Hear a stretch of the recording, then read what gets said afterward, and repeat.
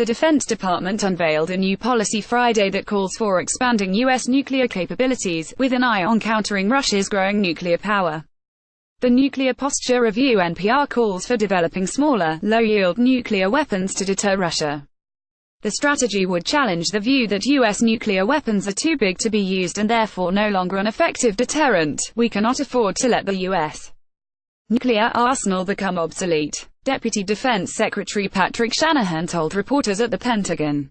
The NPR does feature sections geared toward North Korea, China and Iran, but its main focus appears to be Russia. "Our strategy will ensure Russia understands that any use of nuclear weapons, however limited, is unacceptable," the document states.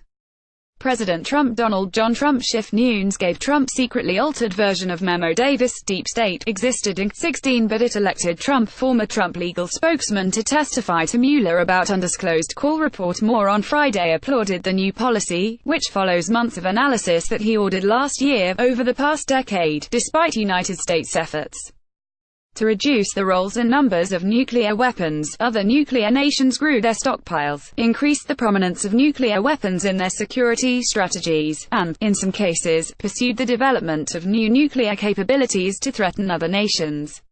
Trump said in a statement. Meanwhile, successive United States administrations deferred much-needed modernization of our nuclear weapons, infrastructure, and delivery systems.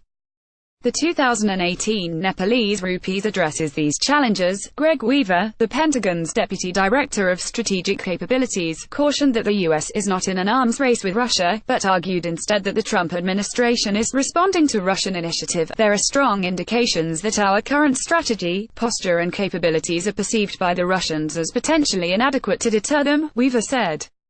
Weaver, speaking alongside Shanahan, added that the U.S. would be willing to sideline development of the low-yield weapon should the Russians redress the imbalance in non-strategic nuclear forces. The Pentagon's nuclear review is its first in 8 years, and the new document closely follows its predecessor with a few exceptions. While the 2010 document emphasized reducing multiple nations' nuclear stockpiles, the 2018 version emphasizes the need to enhance capabilities. One difference is a plan to modify a small amount of submarine-launched nuclear warheads with less powerful options. The Pentagon will also bring back sea-based nuclear cruise missiles, which will take up to a decade to develop, officials said.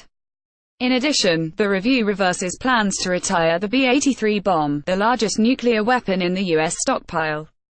The bomb would continue to be used until a replacement is found.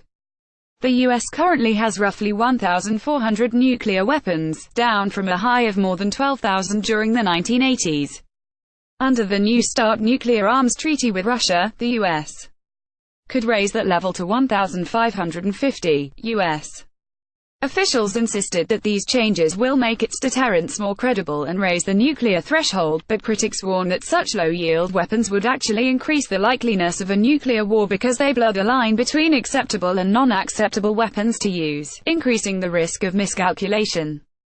Officials also declined to offer a dollar figure for such adjustments, even when pressed by reporters. Former President Barack Hussein Obama Trump sounded downright Keynesian in SOTU speech. Trump aims for national unity but leaves America as divided as ever. Brzezinski defends Dems at SOTU. Why applaud Trump, the great dictator? Moore had kicked off a 30-year, $1.2 trillion plan to replace and modernize all three legs of the nuclear triad with new land-based ballistic missiles, submarines and long-range stealth bombers.